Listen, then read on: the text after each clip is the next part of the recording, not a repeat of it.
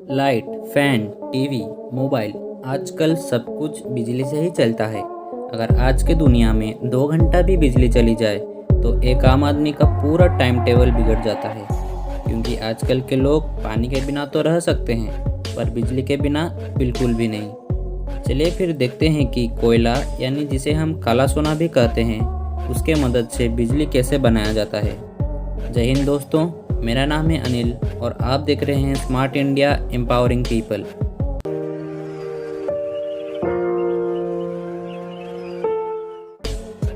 हमारे देश में कई तरीकों से बिजली का उत्पादन किया जाता है पर 75% बिजली कोयले के माध्यम से ही प्रोड्यूस किया जाता है।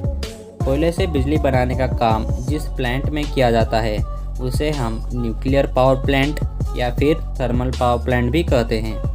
ये पावर प्लांट लगभग 3 से 4 किलोमीटर तक फैले होते हैं। इन पावर प्लांट्स में 3 चीज़ों की प्रोसेसिंग की जाती है: कोल, पानी और स्टीम। अब चलिए इन सब चीज़ों को साइड में रखते हैं और ये समझते हैं कि एक थर्मल पावर प्लांट में आखिर क्या किया जाता है। एक बार 1831 में माइकल फैराडे नाम के साइंटिस्ट ने एक कमाल की चीज़ डिस्कवर की।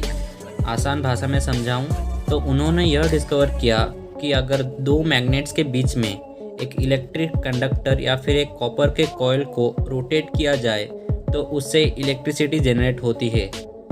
अब इन पावर प्लांट्स में छोटे मोटे मैग्नेट्स और कॉइल का यूज नहीं किया जाता, इनका साइज बहुत ही बड़ा होता है। चलो हमने मशीन के मदद से इन बड़े मैग्नेट्स को अपनी जगह पर फिक्स कर दिया, पर इस बड़े कॉइल को इंसान अपने हाथों से नहीं घुमा सकता। इसीलिए एक पावर प्लांट में जितना भी काम किया जाता है वो सब इस कॉइल को घुमाने के लिए ही किया जाता है।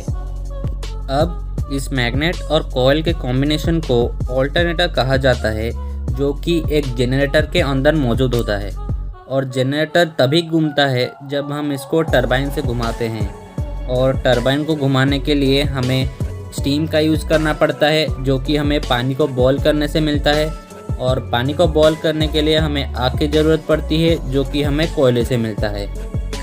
हम अब एक पावर प्लांट के बेसिक फंक्शन को समझ गए हैं, तो चलिए अब अच्छे से जानते हैं कि कोयले से बिजली कैसे बनती है।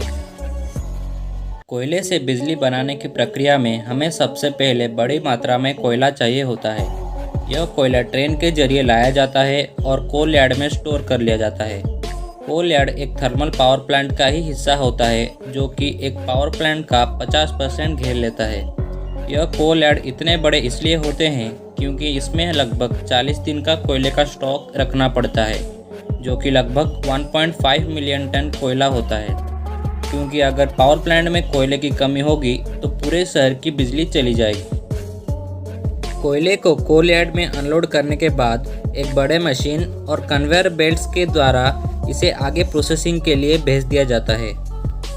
अब इस कोयले का कोई सटीक साइज या शेप नहीं होता है, इसलिए इसे कोल यार्ड से डायरेक्ट एक क्रशर मशीन में भेज दिया जाता है। यह क्रशर मशीन इनके छोटे छोटे टुकड़े कर देता है, पर अभी भी ये कोयला जलाने के लिए तैयार नहीं है, क्योंकि अगर इसे इसी तरह जलाया जाए तो फिर बहुत ही बड़ी मात्रा में ऐश यानी राख बच जाएगी। इसलिए अब इस कोयले को एक बाउल मिल में भेज दिया जाता है, जहां पर इन्हें पल्वराइज यानी इनका पाउडर बना दिया जाता है। अब इस पल्वराइज्ड कोल को जलाने के लिए बॉयलर मशीन में भेज दिया जाता है। बॉयलर मशीन के जिस हिस्से में इस कोल को जलाया जाता है उसे हम फर्नेस कहते हैं। जब इस पल्वराइज्ड कोल को फर्नेस में जलाया जाता है तो 2 तरह के राख बनते हैं। जो भारी राख होता है वो फर्नेस के नीचे स्टोर कर लिया जाता है और इसे हम बॉटम ऐश कहते हैं। इस बॉटम ऐश को फिर सीमेंट कंपनीज को बेच दिया जाता है। अब जो राख हल्का होता है इसे धुएं के रूप में चिमनियों से बाहर हवा में रिलीज कर दिया जाता है और इसे हम फ्लाई ऐश कहते हैं। इस फ्लाई ऐश को ऐसे ही रिलीज नहीं किया जाता, क्योंकि ये हम इंसानों और एनवायरनमेंट के लिए बहुत ही हार्मफुल होता है। इसलिए इस फ्लाई ऐश को रिलीज करने से पहले इसको ESP डिवाइस के द्वारा फिल्टर करके सारे हार्मफुल पार्टिकल्स को अलग कर लिया जाता है। यह ESP डिवाइस यानी इलेक्ट्रोस्टैटिक प्रेसिपिटेटर चिमनी में ही लगा होता है। अब जो फ्लाई ऐश रिलीज किया जाता है वो 99% हार्मलेस होता है। अब एक थर्मल पावर प्लांट में कोयले का काम ख़त्म हो जाता है। अब हमने कोयले की मदद से आग तो बना लिया, पर बॉयल करने के लिए पानी कहाँ से लाएंगे? ज़्यादातर पावर प्लांट्स नदी के पास ही होते हैं, पर ये पावर प्लांट्स नदी से डायरेक्ट पानी नहीं लेते हैं, क्योंकि नदी का वाटर लेवल हर वक्त सेम नहीं होता है। इसीलिए किसी भी पावर प्लांट का अपना एक रिजर्वॉयर यानी तालाब होता है। नदी के पानी को पंप के द्वारा इन तालाबों में स्टोर कर लिया जाता है। अब इस नदी के पानी को ऐसे ही बॉयल नहीं किया जाता, क्योंकि इनमें कई मिनरल्स होते हैं, जिसके कारण इसे बॉयल होने में ज़्यादा वक्त लगता है।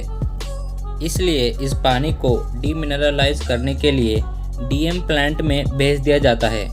यह डीएम प्लांट एक पावर प्लांट के अंदर ही होता है। डीएम प्लांट में इस पानी से सारे मिनरल्स को अलग करके सिर्फ H2O रखा जाता है। अब इस डीमिनरलाइज्ड पानी को एक इकोनोमाइज़र में भेज दिया जाता है। यह इकोनोमाइज़र बेसिकली एक वाटर टैंक होता है, जो कि फर्नेस के साथ अटैच होता है। तो जब भी फर्नेस में कोयले को जलाया जाता है, तो जाहिर सी बात है कि फर्नेस का दीवार गर्म होगा, और क्योंकि यह इकोनोमाइज़र फर्नेस के दीवार से अटैच होता है, तो यह इकोनोमाइज़र भी गर्म हो जाएगा और इसके अंदर मौजूद पानी बॉयलर मशीन में जाने से पहले ही गर्म हो जाता है। इससे यह फ़ायदा होता है कि पानी को स्टीम बनने में ज़्यादा वक्त नहीं लगता, और कम वक्त लगने के कारण इससे इकोनॉमिकली भी फ़ायदा होता है। इसलिए इस साधारण से वाटर टैंक को इकोनोमाइज़र कहा जाता है। अब इस गर्म पानी को इकोनोमाइज़र से पाइप के द्वारा बॉयलर मशीन के ऊपर वाले हिस्से में भेज दिया जाता है, और जानबूझ के इस पाइप को भी फर्नेस के दीवार के साथ अटैच कर लिया जाता है, ताकि यह पानी बॉयलर मशीन में पहुंचने से पहले ही जितना हो सके उतना गर्म हो जाए। बॉयलर मशीन के निचले हिस्से में फर्नेस होता है, और फर्नेस के ऊपर कई सारे पतले पतले पाइप होते हैं, जिसमें इकोनोमाइज़र से आए गर्म पानी को बॉयल किया जाता है। बॉयलर मशीन में पानी को टैंक या फिर बड़े से बर्तन में बॉयल ना करके इन पाइप्स में बॉयल किया जाता है, ताकि पानी को चारों तरफ से गर्मी मिले और यह पानी जल्दी स्टीम बन जाए। अब जो स्टीम बनती है वह लगभग 500 से 1000 डिग्री सेल्सियस तक गर्म होता है, और इसे आगे टरबाइन में भेज दिया जाता है। एक टरबाइन को आप इस तरह समझ सकते हैं कि एक लोहे के रॉड में कई सारे प्लेट्स एक स्पेशल डायरेक्शन में अटैच होते हैं। एक टरबाइन का भी 3 पार्ट्स होता है। जिस पार्ट में छोटे छोटे प्लेट्स लगे होते हैं, उस पार्ट को हाई प्रेशर टरबाइन कहा जाता है। जिस पार्ट में इससे थोड़े बड़े प्लेट्स लगे होते हैं, उसे इंटरमीडिएट प्रेशर टरबाइन कहा जाता है, और जिस पार्ट में सबसे बड़े प्लेट्स लगे होते हैं, उसे लो प्रेशर टरबाइन कहा जाता है। हाई प्रेशर टरबाइन को घुमाने के लिए ज़्यादा प्रेशर लगता है, और लो प्रेशर टरबाइन को कम। इसीलिए स्टीम को सबसे पहले हाई प्रेशर टरबाइन से गुजारते हुए लो प्रेशर टरबाइन तक लिया जाता है, क्योंकि जब स्टीम टरबाइन के अंदर आता है तो उसका प्रेशर बहुत ही ज़्यादा होता है और धीरे धीरे कम होता रहता है। अब यह स्टीम टरबाइन के एक प्लेट पर 250 किलो का प्रेशर डालता है, जिससे कि यह टरबाइन 3000 आरपीएम के स्पीड में घूमने लगता है। अब हमारा टरबाइन घूमने लगा है, तो चलो अब इसको इधर ही छोड़ देते हैं और पहले इस स्टीम को निपटा लेते हैं। अब टरबाइन को घुमाने के बाद भी यह स्टीम गर्म ही होता है, तो अगर हम इस स्टीम को ऐसे ही एटमॉस्फेयर में छोड़ दें तो फिर हमारा ही लॉस होता है। अब एक बात समझिए कि स्टीम जो होता है वो कुछ और नहीं बल्कि गर्म हवा ही होता है, और हम अगर इस गर्म हवा को ठंडा कर दें तो ये वापस पानी बन जाता है। तो इस गर्म हवा यानी स्टीम को ठंडा करके पानी बनाने का काम एक कंडेंसर करता है, जो कि टरबाइन के ठीक नीचे मौजूद होता है। एक कंडेंसर में पहले से ही ठंडा पानी मौजूद होता है और उनके बीच में कई सारे ट्यूब्स होते हैं। स्टीम को इन्हीं ट्यूब्स में भेज दिया जाता है। तो जैसे ही स्टीम को इन ट्यूब्स के अंदर से पास किया जाता है, तो कंडेंसर के अंदर मौजूद ठंडा पानी इस स्टीम को ठंडा करना चालू कर देता है। और जैसे ही ये स्टीम ठंडा होता है तो ये पानी बन जाता है। अब इस पानी को रीयूज़ करने के लिए फिर से बॉयलर मशीन में भेज दिया जाता है। अब इस स्टीम का तो हमने पानी बना लिया, पर हमने इस चक्कर में कंडेंसर के अंदर मौजूद पानी को गर्म कर दिया। कहने का मतलब ये है कि पानी ने स्टीम को ठंडा किया, तो जाहिर सी बात है कि स्टीम भी पानी को गर्म करेगा। अब आप लोग सोचोगे कि अगर पानी गर्म हो गया है तो इसे भी भेज दो बॉयलर मशीन में बॉयल होने के लिए। पर ज़रा सोचो, हम अगर इस पानी को भी बॉयलर मशीन में भेज दें तो फिर कंडेंसर में पानी कहाँ से आएगा?